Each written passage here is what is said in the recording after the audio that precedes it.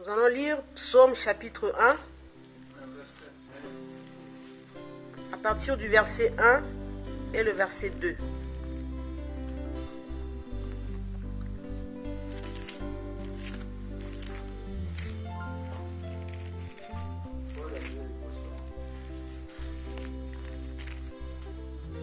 Nous allons lire Psaume 1.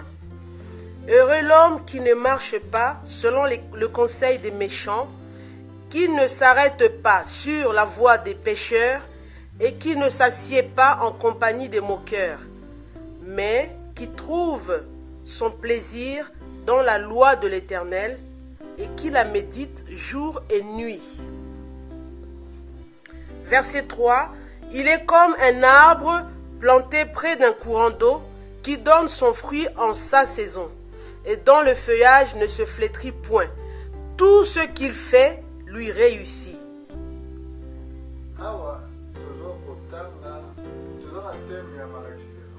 Le thème de notre prédication aujourd'hui, les mauvaises compagnies corrompent les bonnes mœurs. Ici, la Bible nous dit ceci.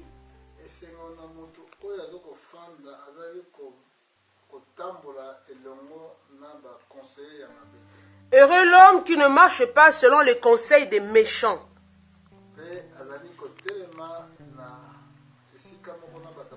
Et qui ne s'assied pas sur la voie des pécheurs. Celui qui ne s'assied pas en compagnie des moqueurs.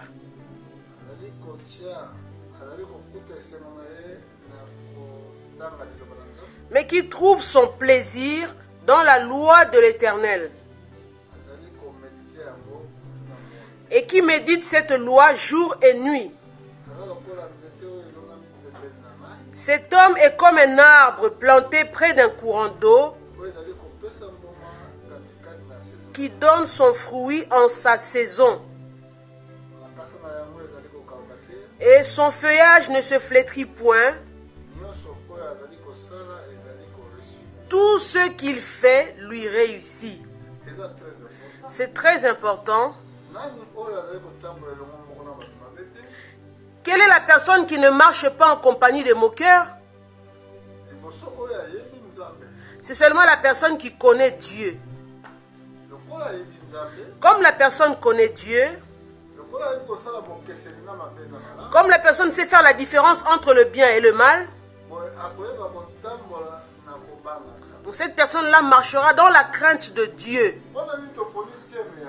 Pourquoi nous avons choisi ce thème d'aujourd'hui? Parce que nous avons remarqué que beaucoup de gens qui font le bien, les gens qui sont bien, ils vont souvent se regrouper avec les gens qui sont mauvais. Dans cet regroupement avec les gens qui sont mauvais, cela fait que les gens qui sont bien, leur vie devient difficile, se met en difficulté. Alors que la personne qui était bien au départ n'avait pas de problème, n'avait pas de soucis non plus. Mais quand elle est partie s'associer avec une personne qui ne connaît pas Dieu, maintenant sa vie devient difficile. Nous voulons voir cela dans le livre de Chroniques. Nous parlons du cas de Josaphat. Josaphat était un roi en Israël.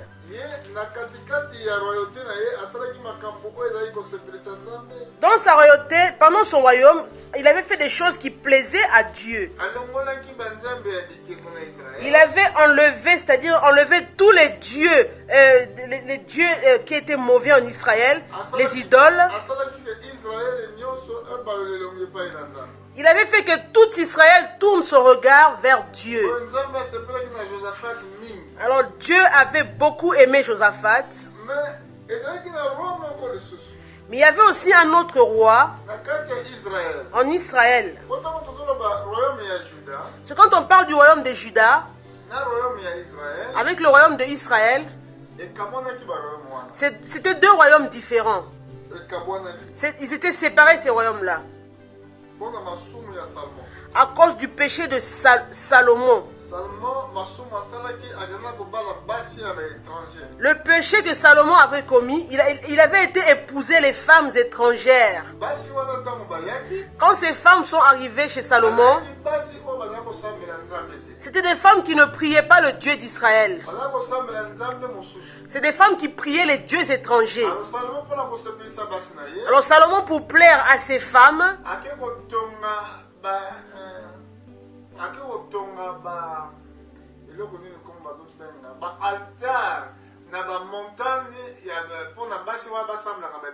il est parti construire des maisons, des endroits de prière, des temples, pour que ces femmes-là aillent. Salomon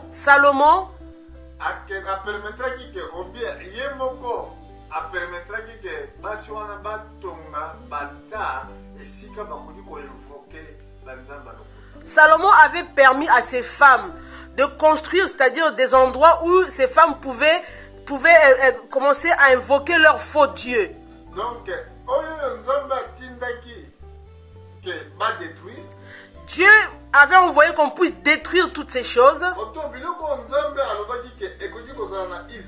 Les choses que Dieu interdisait en Israël. Alors que les femmes de Salomon, elles sont venues avec ces choses-là.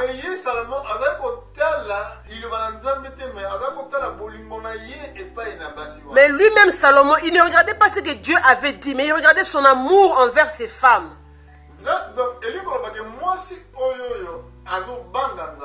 Cela veut dire qu'une femme qui ne craint pas Dieu, même si vous trouvez cette femme-là, elle est gentille, elle est bien, même si elle est belle, mais devant Dieu, Dieu n'aime pas cette femme. Dieu n'agrée pas une telle femme. Alors que vous vous associez avec cette femme-là de mauvaise vie. Comme l'exemple de Akab qu'on peut prendre.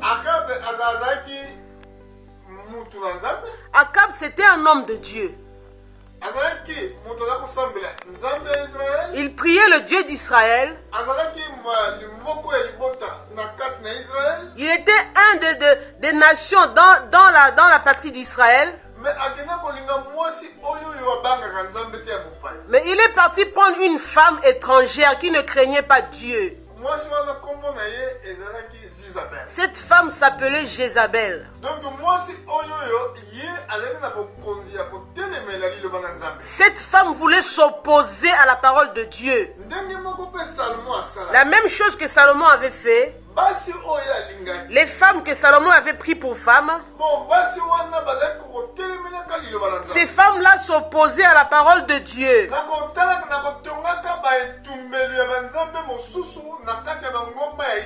Elles ont construit des endroits pour prier leur faux Dieu en Israël. Alors la colère de Dieu est tombée sur Salomon. Dieu est venu se manifester à Salomon 2 fois dans le songe. Mais Salomon a refusé d'écouter Dieu. Dieu lui a envoyé même un prophète. Salomon a refusé toujours. Alors Dieu a partagé, a divisé le royaume d'Israël. Il y avait juste 2 tribus qui étaient restées fidèles à David. C'était la tribu de Juda et la tribu de Benjamin.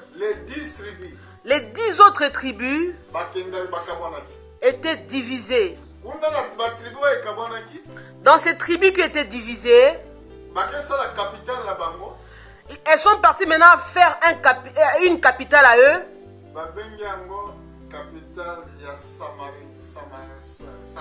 Cette capitale s'appelait la Samarie. Est-ce que vous comprenez? C'est pour ça dans l'histoire, quand Jésus a rencontré la femme samaritaine au puits pour puiser l'eau, la femme avait dit à Jésus, mais vous les Juifs, avec nous les Samaritains, nous ne nous attendons pas. Voilà d'où venait le problème.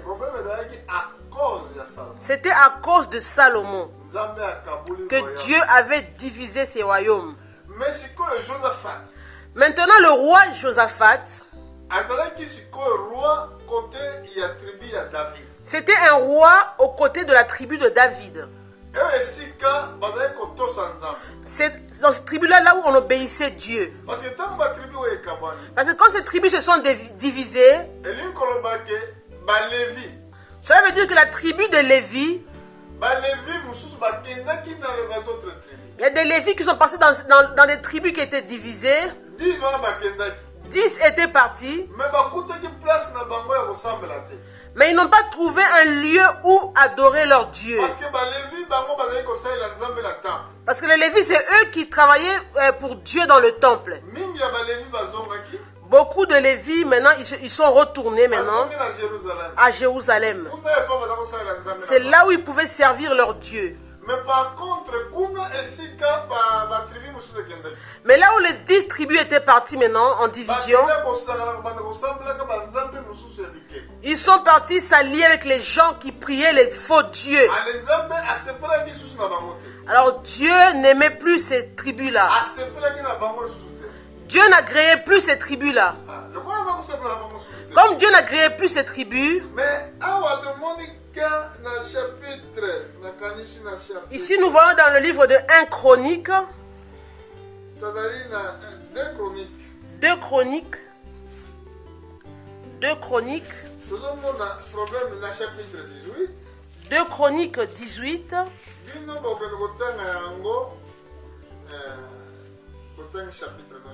Vous allez lire tout le chapitre à la maison. Bon, moi ici je prends seulement quelques-uns des chapitres ou quelques versets.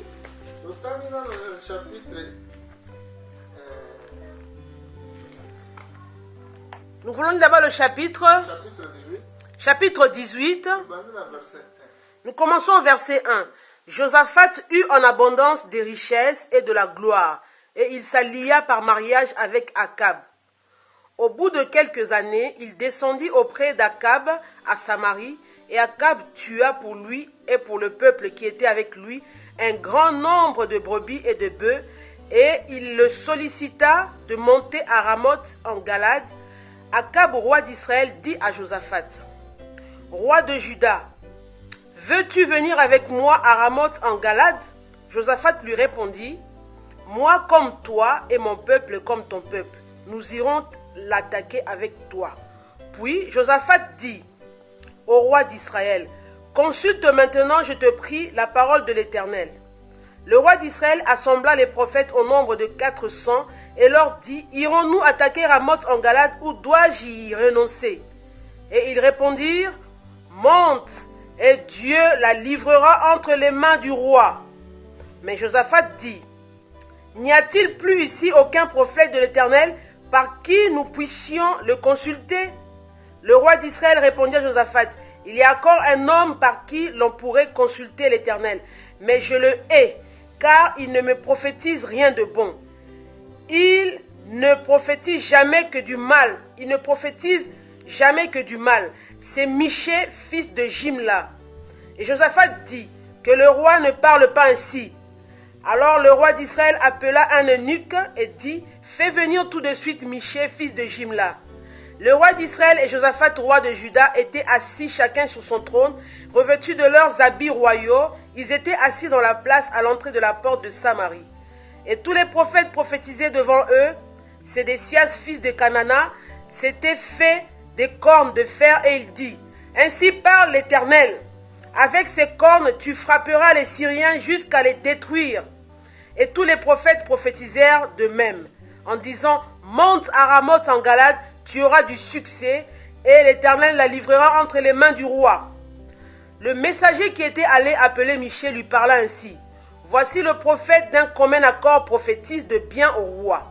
Que ta parole soit donc comme la parole de chacun d'eux. Annonce du bien.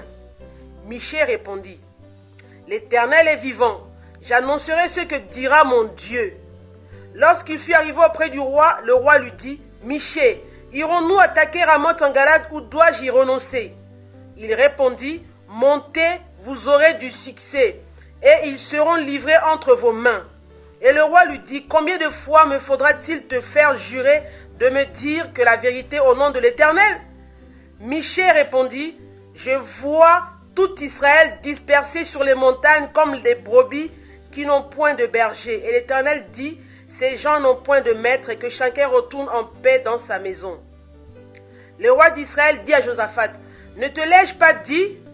Il ne prophétise sur moi rien de bon, il ne prophétise que du mal.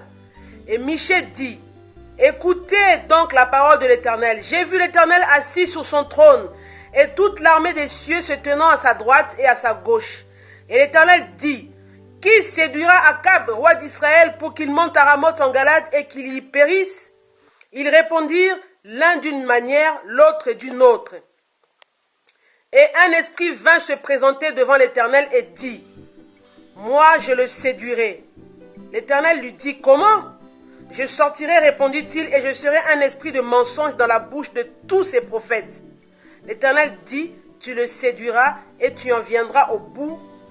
Sors, fais ainsi. Et maintenant, voici l'Éternel a mis un esprit de mensonge dans la bouche de tes prophètes qui sont là. Et l'Éternel a prononcé du mal contre toi. Et alors, Sédécias, fils de Kenana, s'étant approché, frappa Michée sur la joue et dit, par quel chemin l'Esprit de l'Éternel est-il sorti de moi pour te parler? Michée répondit, tu le verras le jour où tu iras de chambre en chambre pour te cacher. Le roi d'Israël dit, prenez Michée et emmenez-le vers Amon, chef de la ville, et vers Joas, roi, fils du roi. Vous direz ainsi par le roi, mettez cet homme en prison et nourrissez-le du pain et de l'eau d'affliction jusqu'à ce que je revienne en paix. Et Michée dit, si tu reviens en paix, l'Éternel n'a point parlé par moi. Amen.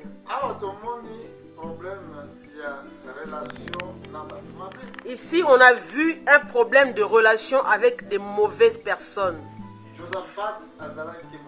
Josaphat était un serviteur de Dieu. Il craignait l'Éternel. Mais ici, on voit qu'il a fait un mariage. Une compagnie, c'est-à-dire un rassemblement. Le mariage veut dire c'est une compagnie. Mais il faut que quand un homme se marie, pour ceux qui veulent se marier, quand vous allez vous marier, ou vous voulez vous marier, il faut que la femme, l'homme et la femme, puissent être d'un commun accord. Que vous soyez tous d'un même accord. Il ne faut pas que la femme a ses choses à elle. L'homme aussi a ses choses à lui. Ou bien l'homme prie et la femme est païenne. La femme est croyante et l'homme est païen. Ici nous voyons le cas de Josaphat. C'est pas un mariage comme l'homme et la femme vont se marier. Mais il a fait un mariage, c'est-à-dire il a fait une camaraderie avec Akab. Dans la parole de l'introduction, il a été dit dans Psaume 1, heureux l'homme qui ne s'assied pas en compagnie des moqueurs. Mais lui, Josaphat, ici, étant roi d'Israël, ou le roi de Juda, lui, il régnait dans Jérusalem. Là-bas où on obéissait Dieu. Mais comme il a fait alliance avec Akab, maintenant il lui fallait aller rendre visite à Akab. Maintenant Akab a séduit Josaphat, il lui a tué des bœufs, tout ça, des brebis.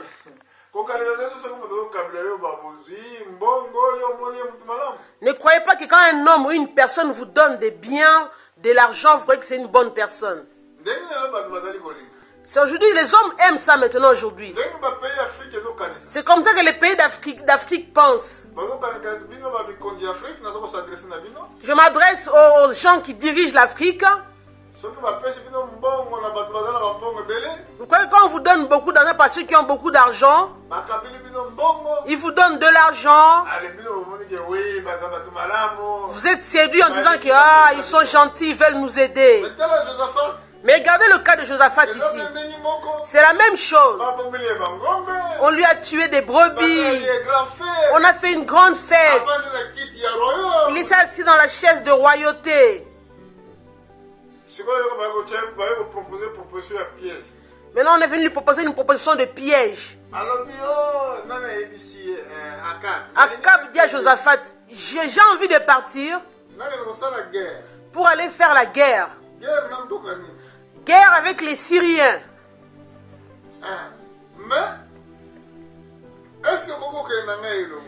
Veux-tu aller avec moi dans cette guerre? Veux-tu monter avec moi à Galade? Ramoth, Galade? Maintenant, écoutez la réponse de l'homme de Dieu. Écoutez quand une personne connaît Dieu, comment il agit. Il a dit, mais y a-t-il pas de prophètes que nous puissions les consulter? Vous, quand vous voulez faire vos programmes dans votre vie, même si vous voulez faire un voyage, tout ce que vous voulez faire dans votre vie, vous ne consultez même pas Dieu. De demander, est-ce Seigneur, je peux faire telle ou telle chose? Vous ne posez même pas la question à Dieu. Et c'était pareil l'esprit qui était dans Akab. Akab voulait aller combattre, il voulait aller en guerre. Mais il ne veut même pas consulter la réponse de Dieu. Il dit à Josaphat, veux-tu venir avec moi? Un croyant ne se comporte pas ainsi. À chaque décision et un voyage, quel que soit ce que vous voulez faire, que vous voulez vous marier, vous voulez faire un voyage, avant chaque décision que vous voulez prendre, vous devriez consulter Dieu tout d'abord. Ici montre que Josaphat est retourné dans la parole. Il a dit nous devrions consulter l'Éternel d'abord. Mais pour consulter l'Éternel, Akab avait aussi ses prophètes. Ces prophètes-là, ils ne prophétisent que du bien du roi. Oh là là, il y a beaucoup de frères qui sont serviteurs de Dieu, qui sont invités même par les présidents de ce monde. Et quand on les invite dans ces endroits, il leur faut dire la parole de Dieu, qui peut aider aussi les enfants de Dieu. Mais eux, ils vont là-bas pour aimer l'argent. Oh, vas-y, roi. Dieu est avec toi. Tous les prophètes de Akab, ils étaient au nombre de 400. Tous étaient d'un même commun accord, une même parole. Ils se sont concertés. Ils avaient tous une même parole. Là où Akab dit, il était ébauché son pied. Oui. Il était content. Il dit, ah, tu entends Josaphat? Tu attends mes prophètes. Allons-y, Josaphat. Nous aurons du succès.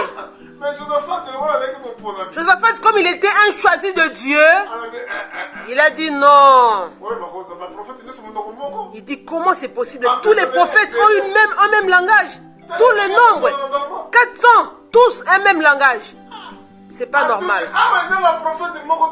Ah, il demanda maintenant, y a-t-il pas un prophète de Dieu ici? Mais comment il dit qu'il y a-t-il pas un prophète de Dieu ici? Alors qu'il y avait 400 qui étaient devant lui.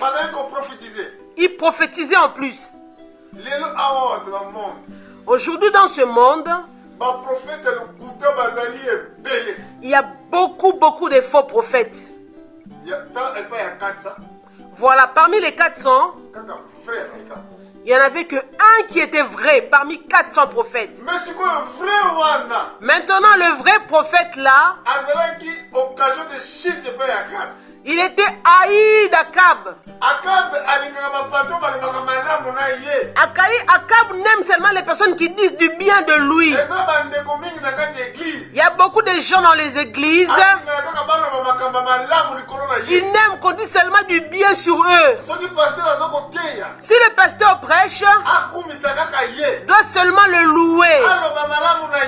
Dire seulement du bien de lui. Si on dit une chose mauvaise sur lui, il sera contre vous. Oh, c'est un mauvais pasteur celui-là. C'est pareil pour Akab ici. Akab voulait seulement que tous les prophètes là ne disent que du bien de lui. Du bien de lui. Mais il y en avait un. Il s'appelait Miché. Ce Miché-là, c'était un prophète de Dieu, choisi par Dieu lui-même. Il habitait en Samarie là-bas.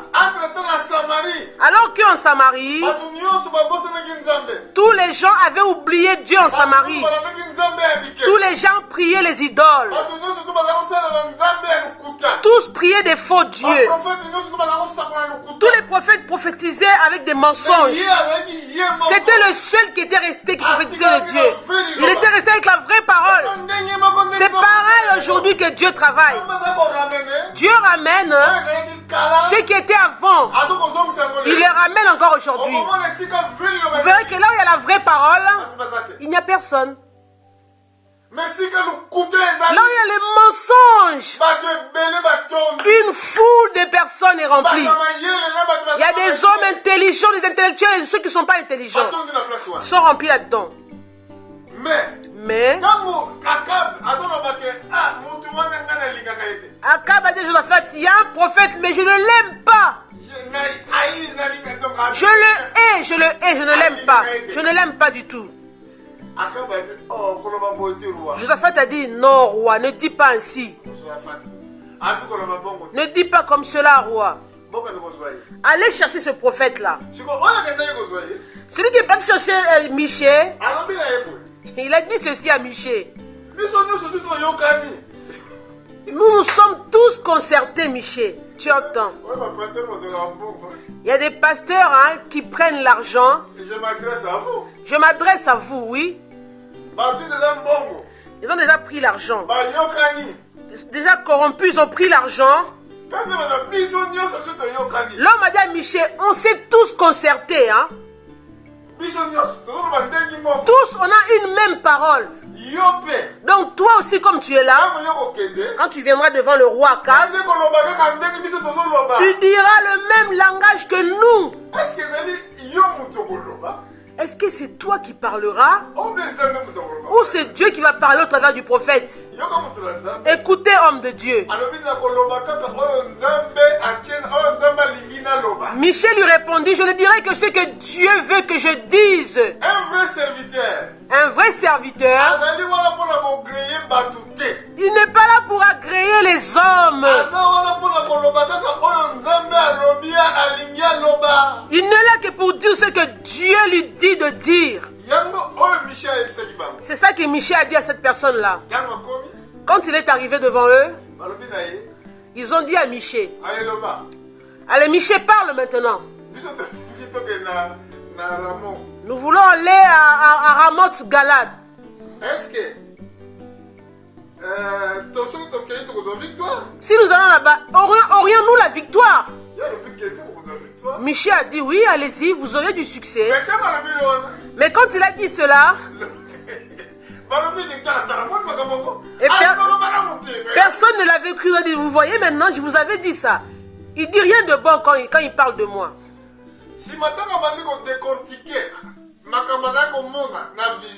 Maintenant, quand Michel a commencé à décortiquer tout ce qu'il a vu dans les visions, il avait vu qu'il y avait un esprit de mensonge devant Dieu, qui était sorti devant Dieu, qui est venu entrer dans les 400 prophètes, pour que les 400 prophètes séduisent Akab, pour lui dire qu'il va réussir là-bas.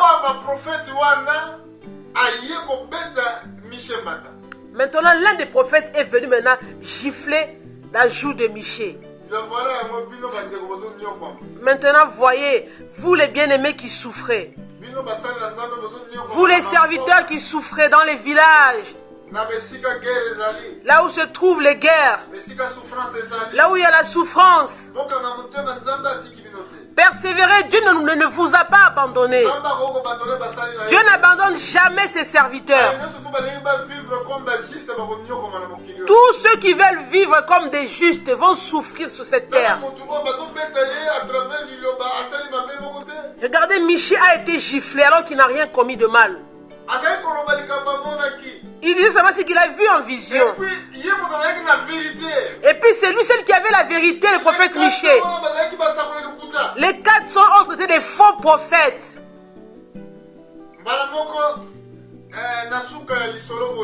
À la fin de cette illustration, Akab a dit, prenez cet homme Michée, mettez-le-moi en prison. Jusqu'à ce que je parte en guerre. Quand je reviendrai dans la paix, là je vais voir son problème.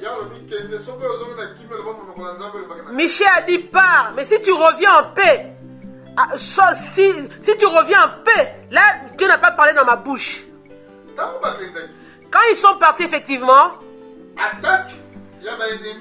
les ennemis les ont attaqués. Akab, Josaphat et Akab, ils sont partis ensemble en guerre. Maintenant, regardez ce que Josaphat a commis comme mal.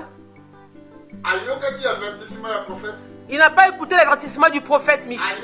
Il a écouté Michée parler, mais il n'a pas mis cela en pratique. Il était tellement séduit par les faux prophètes. Ils ont vu que Michée était un aventurier. Alors qu'il a dit, pars, si tu reviens en paix, là la bouche de l'Éternel ne m'a pas parlé sur moi. Mais Josaphat était quand même parti avec Akab en guerre. Mais si nous regardons dans le verset 30, nous voulons voir ce qui s'est passé dans le verset 30. Verset 28. Le roi d'Israël et Josaphat, roi de Juda, montèrent à Ramoth en Galade. Le roi d'Israël dit à Josaphat, je vais me déguiser pour aller au combat. Mais toi, revêt-toi de tes habits. Et le roi d'Israël se déguisa et ils allèrent au combat. Le roi de Syrie avait donné cet ordre au chef de ses chars. Vous n'attaquerez ni petit ni grand, mais vous attaquerez seulement le roi d'Israël. Quand les chefs des chars aperçurent Josaphat, ils dirent, c'est le roi d'Israël. Et ils l'entourèrent pour l'attaquer. Josaphat poussa un cri et l'Éternel le secourut. Et Dieu les écarta de lui. Les chefs des chars, voyant que ce n'était pas le roi d'Israël, s'éloignèrent de lui. Alors un homme tira de son arc au hasard et frappa le roi d'Israël au défaut de la cuirasse. Le roi dit à celui qui dirigeait son char, tourne et fais-moi sortir du camp de bataille, du champ de bataille, car je suis blessé. Le combat devint acharné ce jour-là. Le roi d'Israël fut retenu dans son char en face des Syriens jusqu'au soir et il mourut vers le coucher du soleil.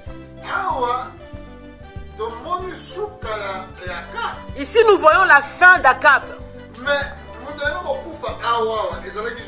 Mais celui qui pouvait mourir ici c'était Josaphat. Mais Dieu l'a secouru, il a eu pitié de lui. Pourquoi? Parce que c'est des mauvaises compagnies. Vous qui marchez avec des gens que Dieu n'aime pas, vous risquerez que Dieu vous frappe ensemble avec ces gens-là que vous marchez ensemble. Quand ce problème est arrivé, le problème là est passé, Josaphat est retourné dans son pays. Dans le chapitre 19, 19 au verset 2, Jéhu, fils de Hanani, le prophète alla au-devant de lui. Et il dit au roi Josaphat, doit-on secourir le méchant Et aimes-tu ceux qui haïssent l'Éternel? À cause de cela, l'Éternel est irrité contre toi. Mais il s'est trouvé de bonnes choses en toi, car tu as fait disparaître du pays les idoles et tu as appliqué ton cœur à chercher Dieu.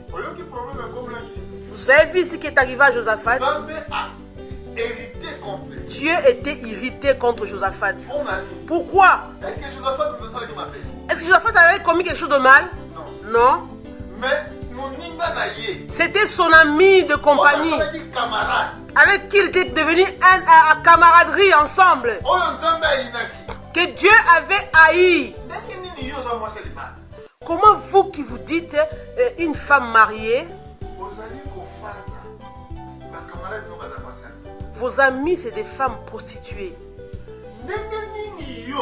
Comment se fait-il vous? Vous êtes une personne, vous dites juste, mais vos amis ce sont des voleurs. Comment c'est possible? Comment est-ce possible? Vous aimez une personne qui ne craint même pas Dieu. Tous vos amis ce sont des païens, ils ne prient même pas. Mais quand vous vous retrouvez ensemble, de quoi parlez-vous? Quelle est votre conversation ensemble? Dieu m'a inspiré de dire ces choses aujourd'hui.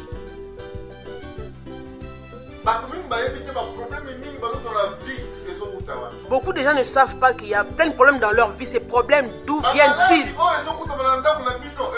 Des maladies dans votre maison, d'où viennent ces maladies? Votre maison est maudite, d'où vient cette malédiction? Votre maison est remplie de problèmes, d'où viennent ces problèmes? Les pays sont tourmentés, d'où viennent les problèmes? Oh, Dieu aide notre pays. Non.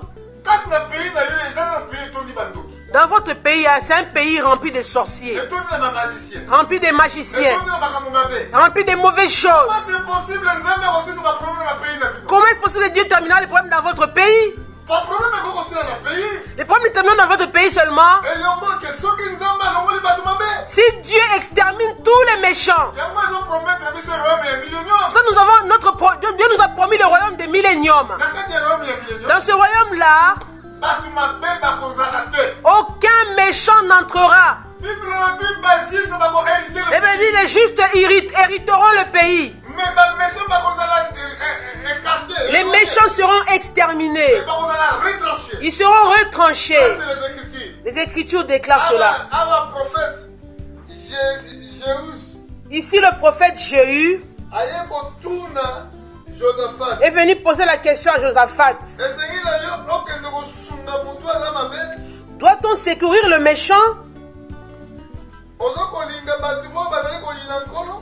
Et aimes-tu ceux qui haïssent l'Éternel? À cause de cela, l'Éternel est irrité contre toi. Dieu n'oublie jamais les bienfaits de quelqu'un. Il a quand même cité ce que Josaphat a fait de bien autrefois. L'amour de Dieu a regardé ce qu'il a fait de bien autrefois. Servez Dieu dans votre vie, de toute votre force, de tous vos biens, de tout ce qui est à vous. Servez Dieu avec cela, afin que Dieu vous bénisse.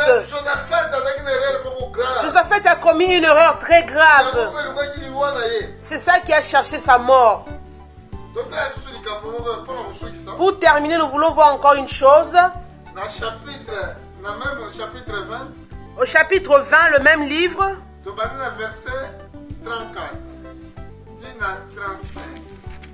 Le même livre, chapitre 20, verset 34. Le reste des actions de Josaphat, les premières et les dernières, cela est écrit dans les mémoires de Jéhu, fils de Hanani, lesquels sont insérés dans le livre des rois d'Israël. Après cela, Josaphat, roi de Juda, s'associa avec le roi d'Israël, Akazia, dont la conduite était impie. Il s'associa avec lui pour construire des navires destinés à aller à Tarsis. Et ils firent les navires à Etjon, Géber. Alors Eliezer, fils de Dodava, de Marécha, prophétisa contre Josaphat et dit: parce que tu t'es associé avec Akazia, l'Éternel détruit ton œuvre. Et les navires furent brisés et ne purent aller à Tarsis. Vous avez vu le problème qu'il y a ici? À part l'association avec Akab, à part Josaphat s'associer avec Akab, il est parti encore s'allier avec Achazia que Dieu n'aimait pas. Il a même fait des programmes de commerce avec cette personne.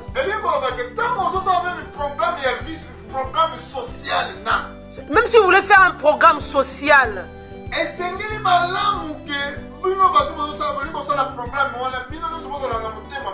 il vous faut avoir un même cœur, une même pensée, vous tous ensemble. Ici, il veut s'associer avec une personne que Dieu n'aimait pas, Dieu n'agrée pas. Il s'associe avec lui pour faire des commerces ensemble. Dieu lui a dit: tu ne feras pas ainsi. Directement, c'est ça qui a tué Josaphat. Josaphat est mort à cause de son alliance avec les gens de mauvaise vie. Beaucoup des enfants de Dieu meurent parce qu'ils ont été s'allier avec les mauvaises personnes. Dans le mariage, ou ce soit une fille qui va avec un homme qui est mauvais, ou un homme qui va avec une femme qui est mauvaise, la fin de votre vie sera raccourcie. Parce que vous avez fait une personne que Dieu n'aime pas. Nous voulons relire le verset 35 ici. Après cela, Josaphat, roi de Juda, s'associa avec le roi d'Israël, Akazia, dont la conduite était impie. Il s'associa avec lui pour construire des navires destinés à aller à Tarsis. Il fit les navires à Etjon et Géber. Alors Eliezer, fils de Dodava, de Marécha, prophétisa contre Josaphat et dit: parce que tu t'es associé avec Akazia, l'Éternel détruit ton œuvre. L'œuvre de Josaphat ne peut pas être détruite. Si vous vous servez vraiment Dieu de tout votre cœur, vous avez compris ce que la parole de Dieu demande de faire. Dieu bénira toutes vos œuvres. Il faut vous donner beaucoup de versets bibliques qu'il a dedans par rapport à cela.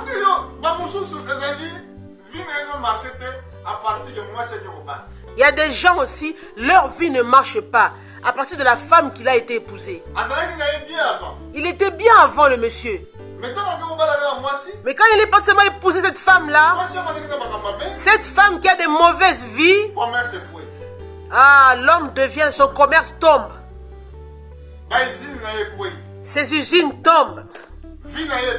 Sa vie maintenant est devenue, c'est-à-dire il n'a plus de succès. Tout est au ralenti, il n'y a plus aucun succès. Alors qu'avant de rencontrer la femme, tout marchait bien comme sur des roulettes. Quand il est passé à s'allier avec cette femme-là, toute sa vie est tombée. Je ne sais pas si je peux trouver ce verset. Même pour le mariage, il faut faire un bon choix. Le bon choix, c'est Dieu qui le fait. N'allez pas trouver une femme par rapport à sa beauté parce qu'elle est belle.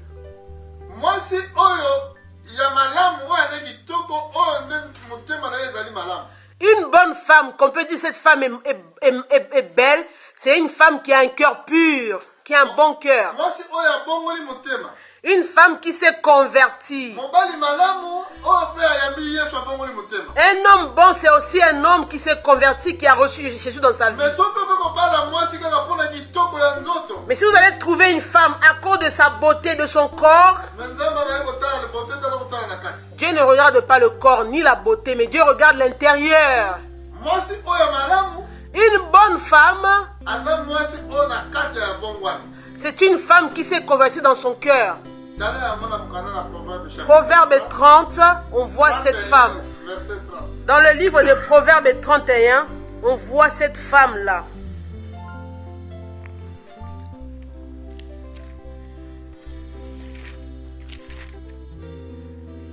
Proverbe 31, Tanga verset 30. à partir du verset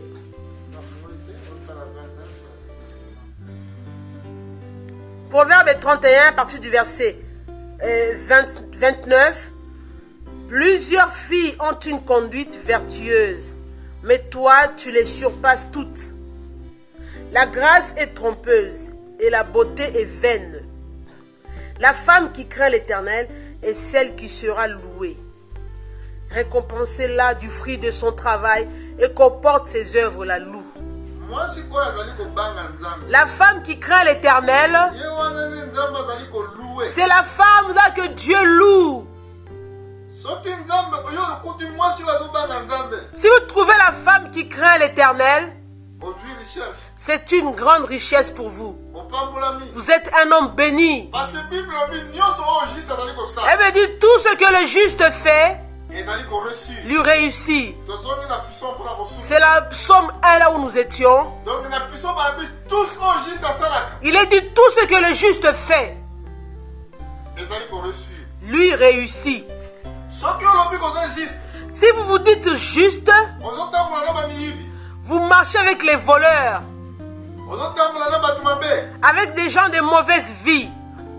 Yebaka ke Sachez-le bien que vous êtes un méchant. na mokanda na psaume chapitre 55. Dans le livre des psaumes 55, Bible lobi na biso ndenge nani aza méchant. elle nous dit qui est le méchant. Méchant se comportaka ndenge nini? Quel est le comportement du méchant? Méchant okomona ye aza bakomi na elongi na ye te kaza méchant. Un méchant, c'est pas écrit sur le front. C'est un méchant. Non. Bato mosusu soki omoni moto akangi elongi akanga mingi elongi azobenga ye méchant. D'autres personnes, quand ils voient une personne qui a le visage fermé, ils disent ah, cet homme-là, il est méchant. Hein. Non. Non, ce n'est pas un méchant. Méchant koko de la gentil. Mais ça peut être un homme gentil, un méchant. Il peut être doux, gentil, mais c'est un méchant.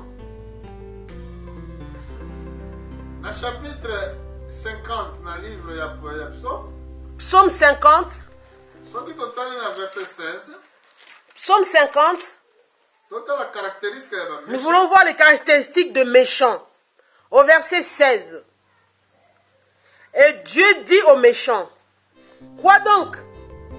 Tu énumères mes lois et tu as mon alliance à la bouche. Toi qui hais les avis et qui jettes mes paroles derrière toi. Si tu vois un voleur, tu te plais avec lui. Et ta part est avec les adultères. Tu livres ta bouche au mal. Et ta langue est un tissu de tromperie. Tu t'assieds et tu parles contre ton frère. Tu diffames le fils de ta mère. Voilà ce que tu as fait et je me suis tue. Tu t'es imaginé que je te ressemblais. Mais je vais te reprendre et tout mettre sous tes yeux. Alors, nzambe azolakisa biso caractéristique. Ici, Dieu nous montre les caractéristiques d'un méchant. Akoki kozala motu moko azotosa liloba na nzambe azali na bakutu aza na liloba na nzambe. Ça peut être un homme aussi qui écoute la parole de Dieu. Ekoki kozala mpe lingomba moko bazosambela. Ça peut être aussi une église qui prie Dieu. Soki bamoni bamoyibi basepeli na ye. Mais quand il voit le méchant, il se plaît avec. Azonga mpe koloba mabe ya moninga na ye. Quand il voit un voleur, il se plaît avec. Il s'assoit pour parler du mal de son frère. Comment c'est possible yo Comment est-ce possible, vous, osambela vous qui priez, bakamarade na yo mais vos amis, babandela basambela? tous des païens, ils ne prient pas. Ndenge nini okolobaki yo oza juste? Comment pouvez-vous dire que je suis injuste de Dieu? Parce que compagnie na yo soki ezali bien, Parce que si votre compagnie est bien, Il faut que les frères avec qui vous marchez doivent aussi se convertir. Doivent venir à Jésus. Mais tous des adultères, des femmes adultères, des voleurs, tous parlent mal. Donc quand tu les vois, tu vois un voleur, tu es bien avec lui. Tu vois un adultère, tu es bien avec lui. Quand tu te sens avec eux, tu ne peux même pas ouvrir la bouche pour dire que Jésus a dit ça, Jésus a dit ça, Jésus a dit ça. Même au travail, des fois, vous avez peur de dire le nom de Jésus au travail. Ah, si je dis Jésus dans mon travail, ils vont me licencier tout de suite. Moi, j'aime dire Jésus, parler de son nom, même là où il est, dans mon travail. Si vous voulez me licencier, merci Seigneur. On me licencie parce que j'ai témoigné Jésus. J'ai une grande récompense. Michel a été giflé de la joue. Une gifle tard. Il n'a même pas pu remettre. Il a dit maintenant pars. Si tu reviens en paix. Dieu n'a pas utilisé ma bouche.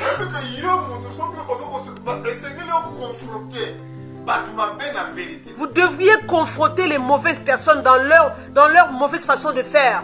Si vous confrontez les mauvaises personnes dans la vérité, et que Dieu connaît la vérité, il fera que votre lumière soit vue de tous. Amen. Amen. C'est très important. Si vous connaissez la vérité, cette vérité-là, vous dites aux gens quelque chose qui est vrai. Faites passer notre frère. Si vous dites la vérité aux gens, les gens, certes, ils vont vous haïr. Ils vont vous haïr parce que vous leur dites la vérité. Croyez-moi, la vérité ne restera que vérité. Quand elle va sortir devant les hommes, les gens diront oui, c'est vrai. Cette personne-là, c'est vraiment un serviteur de Dieu. N'ayez pas peur des gens.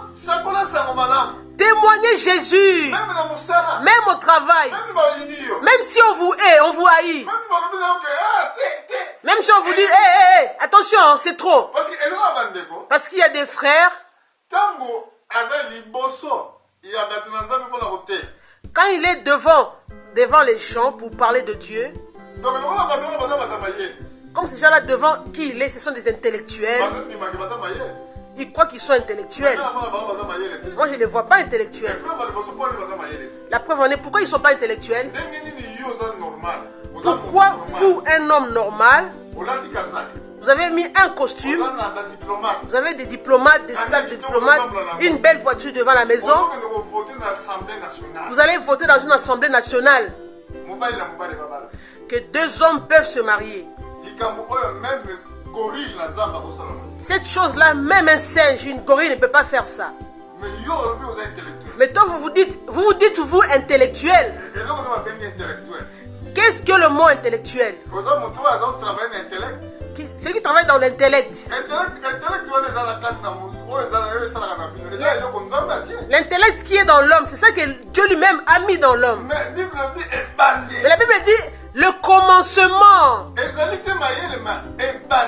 Ce n'est pas la sagesse, mais le commencement de la sagesse. C'est loin celui qui craint Dieu. C'est ça le commencement de la sagesse. Qui est l'homme intelligent? C'est l'homme qui est baptisé du Saint-Esprit. L'homme qui est dirigé par le Saint-Esprit. Jésus a dit, quand le Saint-Esprit viendra sur vous, il vous conduira dans la vérité.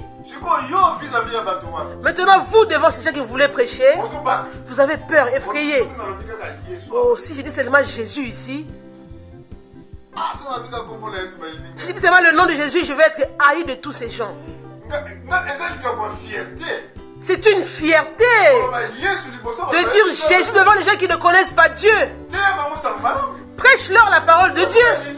S'ils veulent te haïr, merci Seigneur.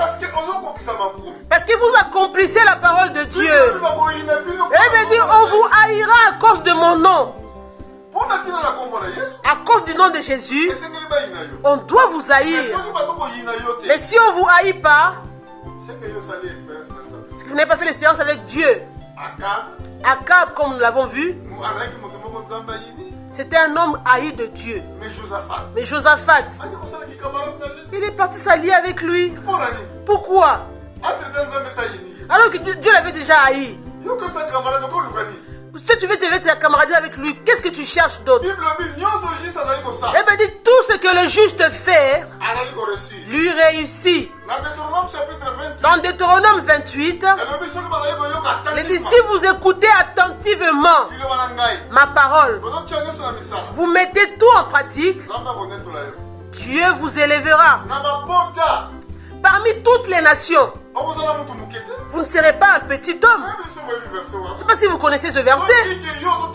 Si vous obéissez Dieu, partout où vous irez, vous serez grand. Dieu vous élèvera. Les bénédictions viendront sur vous. Vous ne serez pas un pauvre monsieur. David a dit, j'ai été jeune, j'ai vieilli, je n'ai jamais vu, oui, abandonné, ni ses enfants mendiant le pain. Israël, un petit pays, un pays qui vit dans un désert, mais à cause de la parole de Dieu, c'est un pays très très riche. Un tout petit pays. Les gens ne savent pas dans ce monde. Les Américains disent qu'ils sont les premiers, ils ont beaucoup d'argent. Mais ils n'ont pas d'argent. Mais pourquoi ils n'ont pas fini la crise s'ils avaient de l'argent? Pourquoi ils n'ont pas fini la crise qui est actuellement? Il y a deux pays dans ce monde, deux pays très riches dans ce monde. Ce sont deux petits pays, deux tout petits pays. Le Vatican premièrement, Israël. Et Israël. Israël, c'est le peuple de Dieu. Israël, c'est un peuple de Dieu. Là où le premier savant de ce monde était sorti, celui qui a commencé d'abord à mettre des nourritures dans les boîtes, c'est-à-dire des boîtes de conserve. De conserver les nourritures dans des entrepôts. C'était Joseph, un juif. Un juif.